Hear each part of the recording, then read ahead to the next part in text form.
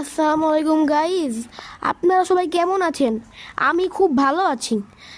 আজকে আমার জন্মদিন, আপনারা সবাই আমার জন্য দোয়া করবেন। বার্থডে পালন করা হারাম, এর জন্য আমার আম্মু কোনো কিছুর ব্যবস্থা করে নাই, শুধুমাত্র একটা কেক এনেছিল যাতে আমি খুশি হই। এই কেকটা অনেক ইয়াম্মি ছিল। এই কেকটা হোমমেড কেক, আমার আম্মু এক আন্টির কাছ থেকে বানিয়ে আনছে। অথচ হোমমেড কেক বেকারি কেকের থেকে খুবই মজা গাইস, খুবই সফট ছিল। আমার কাছে তো খেতে খুবই ভালো লেগেছে।